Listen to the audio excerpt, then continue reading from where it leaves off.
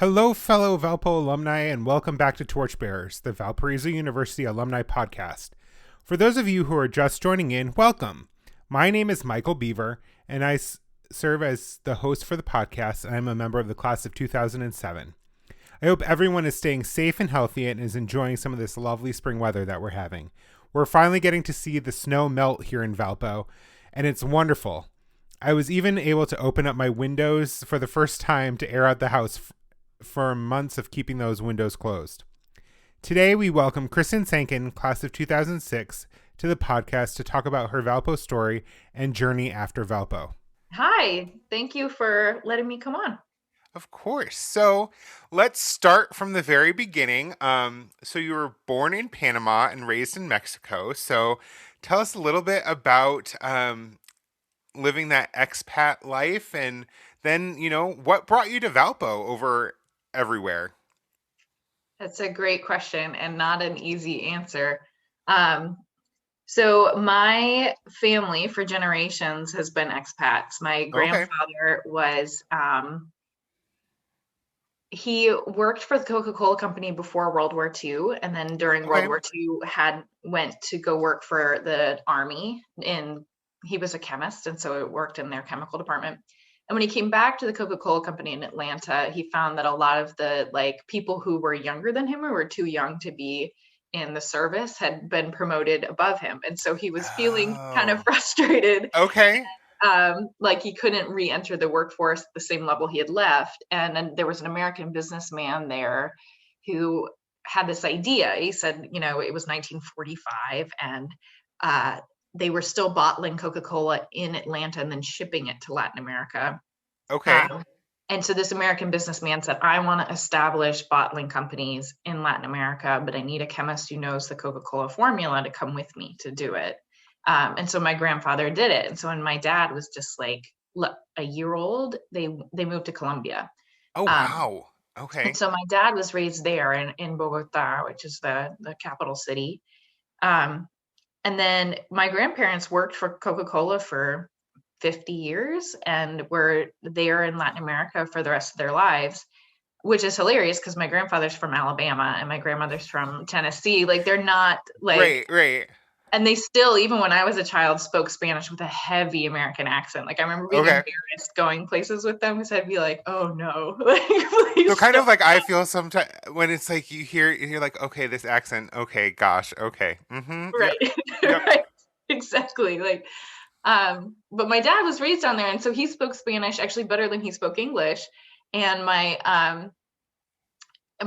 aunt, his sister, ended up getting tuberculosis when they lived down there. And so she came back to the States with my grandmother to get treatment because it was early in the days of antibiotics and they were just testing it out. And so he was raised down there by their maid because my grandfather was working all the time. And so he actually spoke very little English. And what little English he spoke because he had to talk to his dad. And then my grandfather at one point was like, we have to send you to an American school. This is sort of absurd. And their neighbors from Colombia were also Americans who had worked for an oil company. And they had just moved back to the US and they had moved to this small town called Charlottesville, Virginia, which is where she was from. And she said, yeah, send him back to go to school with me here in Charlottesville. And that was the first time my dad had ever been in the US. So he was 14. And had to take ESL, and his name is Stuart Thomas. I mean, he's got a very Anglo name. He's 6'2", blue-eyed. Right. Yeah. So he and then ended up getting his PhD in Latin American studies, so that it was always his passion, and everywhere he went, even in boarding school and in college, and then he always found other Latin Americans to hang out with who called him gringo and who recognized that he wasn't really quite part of both worlds. Right. And then he was hired by the Coca-Cola company, and this was in the 80s when the Coca-Cola company was having a lot of problems with bottlers in Latin America, and they knew, well, this is Stuart Thomas, this is the son of this bottler who he can help us work it out, basically. And he had a PhD in Latin American studies. So he met my mom at the Coca-Cola company. She was in advertising. They got married and immediately moved to Ecuador. And then his job was basically anything the Coca-Cola company had struggles with in Latin America, they'd say, what do we do about it? Like, you're the guy who knows like politics and who knows what's going on with your father's company. Like, how do we keep Coke sales up down Sure. there? And he was good at it and loved it. And so I was born down there, and we moved a lot because there's always crises. And Absolutely. yeah, so we moved every 3 to 6 months, depending on where the Coca-Cola company needed him. Oh, Um, wow. and yeah, and I mean, there's a lot more sort of steps in there. We spent a little time back here in Charlottesville when I was in like first grade, kindergarten, first grade, because my mom wanted to, like, my sister was born and she wanted to give it a try of Sure. like, living in the US. Um, and my dad's a recovering alcoholic. And Okay. so he had trouble keeping jobs, was the other thing. Sure. And so we went back to Mexico when I was in second and third grade. And it was at the end of that time that his alcoholism became uncontrollable. And my mom had to say, we're leaving. This is not safe for the kids Sure. anymore. And so we moved to Minnesota to live in my aunt's basement. Um, Okay. and that's how we became Lutherans, was because we were in Minnesota. In Minnesota, out of everywhere. The land of Lutherans. Right. And my mom, when we were living in Minnesota, felt really called to seminary and went to seminary and became a Lutheran pastor. And she had Okay. met Walt Wangren at an event. And I Okay. was so convinced that I wanted to go to college like anywhere but Minnesota, because it was so cold and like, Sure. um, So you wound up in Valpo, rain, snow, Indiana, right? yeah, pretty much. Yeah. And yeah, it's just, and it was not where I thought I would be for college. I was really convinced that I would spend a year there and maybe transfer somewhere else. But the Okay. Christ College program was so amazing. Like, that first year in Christ Sure. College really hooked me, and I couldn't leave after that. I made such amazing friends. I learned so much and became such a stronger writer. That yeah, it was definitely a God moment where like God knew more than I did. Like, God was Absolutely. like, this is where you need to be. Yep. Yep. We always. It's funny when those things happen, but that's a fascinating story coming, a little bit of everywhere to Valpo. And I didn't realize that family was originally from Charlottesville or Charlottesburg. Charlottesville. Yeah. Okay. I Yeah. was like, because I know that there are both, right? If So there's the city of Charlotte, which is in North Carolina, right. and then Charlottesville, and then there's Mm-hmm. Charleston, which is, Okay. there's one, a Charleston in West Virginia and a Charleston in Okay. South That must Carolina. be where I'm getting No, and confused. you're not the only one. Last week or 2 weeks ago in Congress, they were like showing footage and they couldn't remember, like they were like Charlottesville, West Virginia, Charlottesville, North Carolina. We were like, no, no, no. Like, we No, were no, like, no, not at all. yeah. Oh gosh. And you see, I should know this because my dad's side of the family is from North Carolina, from the Charlotte area. So it's like, okay, we should know this. Um, so obviously you came to Valpo, and you talked a little bit about CC, so I'm thinking this may be part of the answer to the next question. But what would you say is one of the most memorable things about your time in undergrad at Valpo? I loved Christ College. Like, I told so many people, I had no idea what my major was going to be until like the end of junior year. I just took classes because I just wanted to major in Right. Christ College, and you can't do that. You have to pair it with something else. Like, Though I'm sure the deans at the time would have loved to be able to say, yes, you can just major in Christ College. right? Exactly. And that freshman year experience is just amazing. And actually, I met my husband in Christ College, and we were both in that freshman year production. We were both main Sure. characters.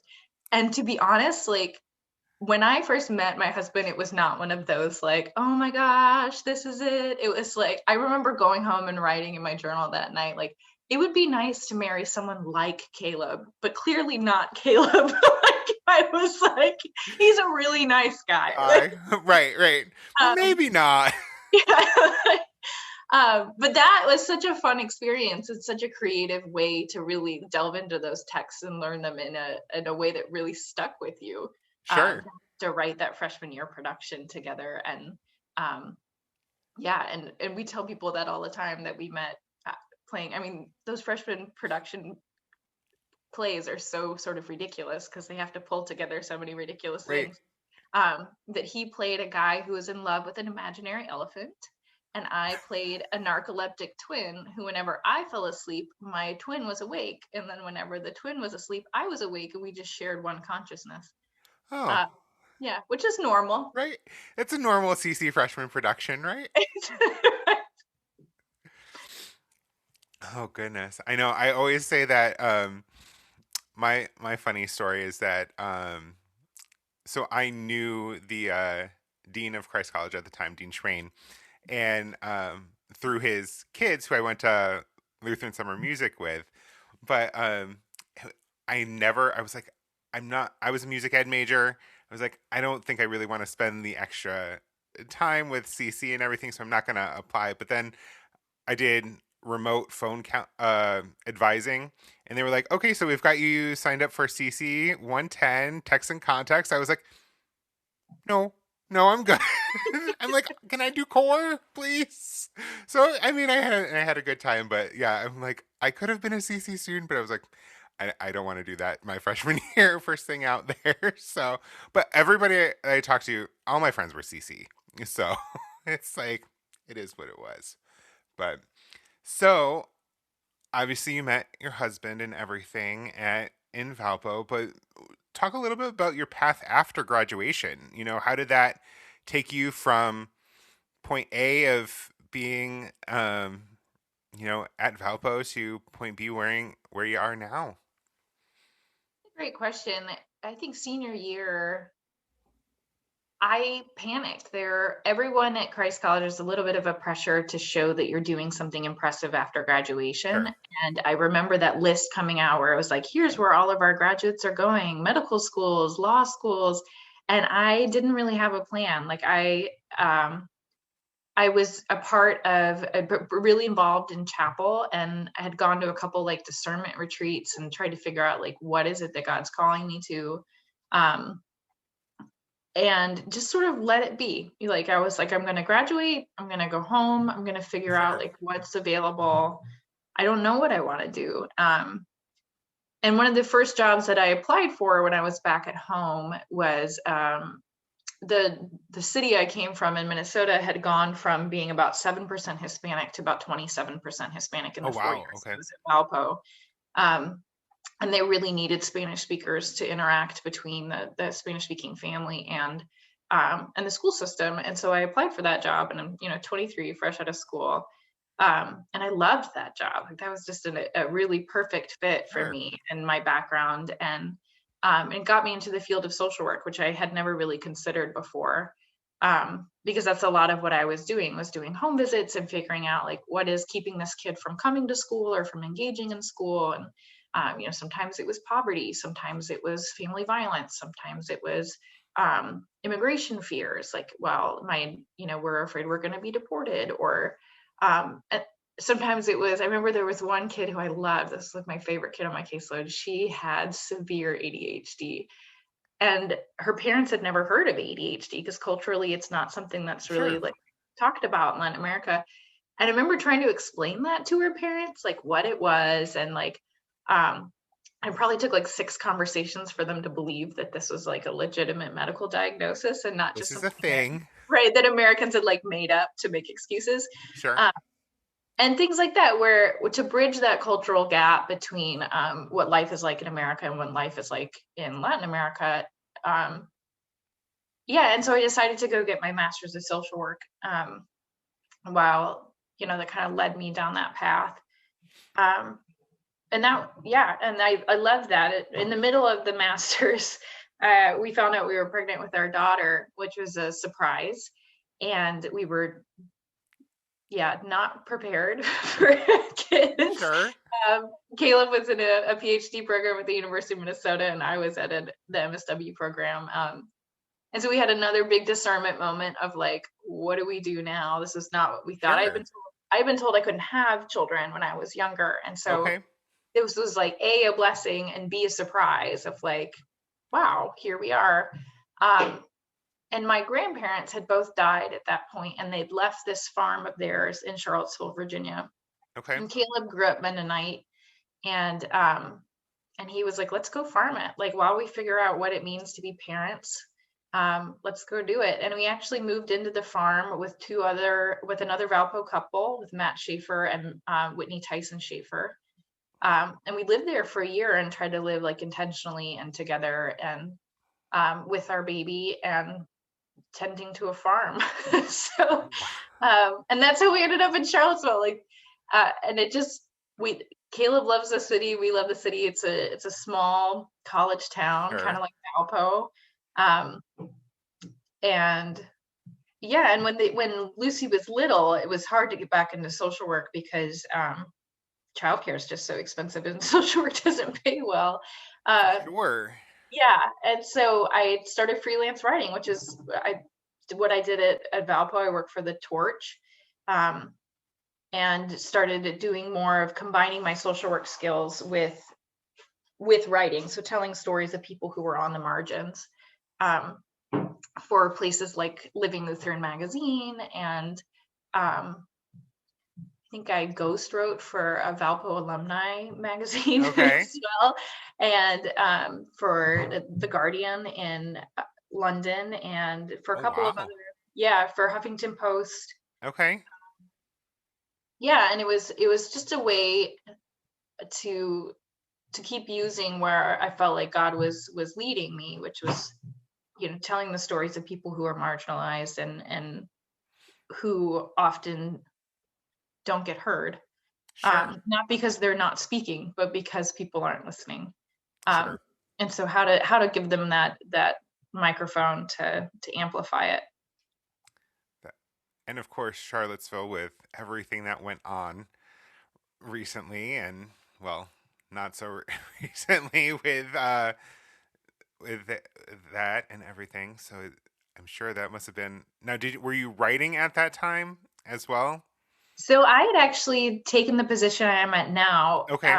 So I work for a social work agency that helps kids who are on the margins get ready for life emotionally and socially and educationally. And I had actually accepted that position and started on August 1st. And then the rallies happened on August 12th, 11th and 12th. So it was interesting to be brand new in this position and to try to figure out yeah, what is the role of helping kids through this, because the children of Charlottesville are still really changed by what happened. Because the adults are changed, and anytime adults are changed, like, it affects, their lives too. And so how to process the trauma of those days. And there was so much trauma and so much that we're still working through here in Charlottesville. Like, I think about my, the footage that always gets our family is really upset is my daughter's preschool was downtown where the rallies happened. And my mom's now a pastor at one of those churches that's downtown as well. Okay. And so watching, Nazis and people with Uzis and people with big guns walk by her preschool and walk by my mom's church and walk by like these places that to us felt so safe and sacred, to no longer feel that way, to feel like what is happening to our city. And I think the moment of clarity for me as a person who is white was to realize like that was how so many of my friends of color felt every day in our city. Like, here it was for me really hitting home for the first time. This may not be a safe place. And for them, that's how it always feels. Yeah, so it's been a difficult almost 4 years, 3.5 years for Charlottesville, and to become sort of this rallying cry, right? Where anything you listen to that's political, people just say Charlottesville, and it's shorthand for racism and hatred and like all of these things that that racism and hatred exist in every city. And I'm not like writing Charlottesville off as like unique, but Charlottesville began a dialogue on race in 2009. And part of this dialogue on race was to decide to take down those statues after we had talked about it for years, about what do these statues symbolize? What do they mean? Like, they weren't put up after the, immediately after the Civil War. They were put up in the Depression in 1929. And they were put up as a way to clarify that this is the white park in town. There's another park on the other side of town that was Washington Park, and that was the black park. And so And so the more we talked about that as a city, the more we decided these statues don't belong here. And it was actually a senior high school girl who started the petition to take them down. Okay. And so to have this be a very local decision that we had come to as like a long process of discernment, and then to have people come in and so violently say, no, you will not take those statues down, really set our city back years, decades in race relations. And yeah, it's hard for people to trust each other. It's hard for people to know who is, engaged for reasons that are of not political, but of pure heart and goodwill, and trying to do what's best for the most. And there's just not, we've lost a lot of trust. It's a tough place to be as a city, and at the same time also an odd blessing in that there's no fear of talking about race anymore. Like it's very clear in our city what the main issue is. And so there's a really open conversation almost everywhere about equity. Like, how do we make this a more equitable city? Now that we've seen the effects of white supremacy and hatred, how do we continue to talk about this in an honest and vulnerable way, so that we can make progress? Because we've seen when we don't make progress, what happens. So it is a blessing to live here, and a challenge, but a worthy challenge. Good. So kind of, a little bit following up, how did your time at Valpo, help prepare you for some of these different paths that you've gone down, and, living in Charlottesville and all that kind of stuff? It's a great question. And I think it's so central to who Caleb and I are as people, the Valpo experience, that so much of our lives revolve around what we learned at Valpo, and really that ability to hold. What I loved about Valpo, and what I tell people all the time, is that ability to hold Athens and Jerusalem in tandem, that spirituality and intellect aren't opposing each other, but work together to lead you to where God is calling you. And that's so central to who we are. And it's because of Valpo. It's not because of like any other, like it's because of our Christ College experience. And because and I think all the time about that Frederick Buechner quote about like, you are called to where your greatest passion and the world's greatest hurt meet. And that's a terrible paraphrasing of it, but but that's really where I think we have seen our lives is, where is God calling us? And oftentimes those places are not glamorous, and they're not places where you're going to get a lot of back pats or financial reward or any sort of public recognition, but that doesn't mean that that's not exactly where you should be. And how do you keep being in those places even when it's painful and even when it's tough, and recognizing that like walking with people together through pain is maybe one of the most holy things you can do. And I think that's a lot of what the last 3 years in Charlottesville has been. And then finally, to close us out today, what does Valpo mean to you? Gosh, let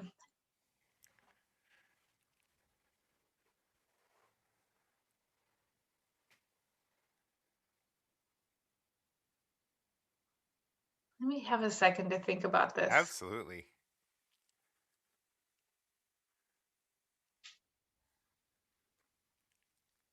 I think one of the things I am most grateful for about our time at Valpo, and this is living in a city that is based around the University of Virginia and is also a very intellectual city, is how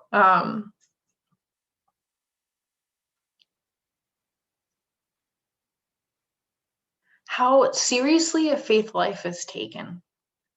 that it's not taken as something that you should do for others or necessarily, to make yourself look good, or that it's really central to who you are, and it's central to who God is, and that it's not necessarily about sort of this personal relationship with God where it's you and God together, but like God within community and God within spaces that may not seem godly spaces, but are definitely where God exists.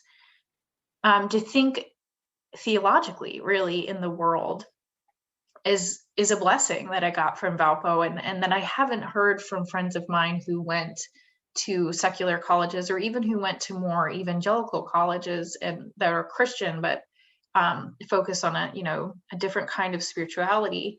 The ability to see the world through new eyes, and through eyes that are creative about the way God works in the world. That's what Valpo means to me. And that's something that my husband and I talk about all the time, about how do we give that to our daughters? How do we help our daughters see the world in that way? And it's a lot harder than we thought it would be. We thought it would be easy, like just teach them the Sunday school stories and take them to church, and then but one of our daughters is very intellectual, and like she's like wants to do everything like by the book, and this idea that like there are mysteries in the world that you can't understand and that are beyond human comprehension. It's like, she's like, that's not science, and you're like, well, yes, you're right, it's not science. Right. There are some things that exist outside of the realm of science. And to me, that's what I think is so beautiful about Valpo. And that's what Valpo means to me, is being able to hold on to the many complicated truths of the world in tandem. And to know that it's not either or, but both and. I always like that. It's not either or. It's, it's both and however that goes. So, and then just one final thing. So I have to know, are you guys still living on the farm, or do you guys still have that, or? We do have the family farm. We don't live out there anymore. There were a variety of reasons. My parents ended up retiring there, and it's just also really far from everything. So it got to the point where we were spending too much time in the car. So we moved into town about a year ago. So we live, which is much easier with small children to try to get around. Absolutely, and understandable. Yeah. Well, good. Well, Kristin, thanks so much for joining us here on Torchbearers, and have a safe and healthy rest of the year, and hopefully everything goes well for you. All right. Thank you so much. Kristin, once again, thank you for being a guest with us here on Torchbearers. It was wonderful getting to talk to you, and I know that we will see great things coming from you in the years ahead. To all of our alumni in podcast land, if you're ever interested in being a guest on our podcast, make sure to let us know. Feel free to email us at alumni@valpo.edu. Again, that's alumni@valpo.edu. We look forward to hearing from you. For all of our alumni out there, stay well, stay healthy, stay safe, and go Valpo.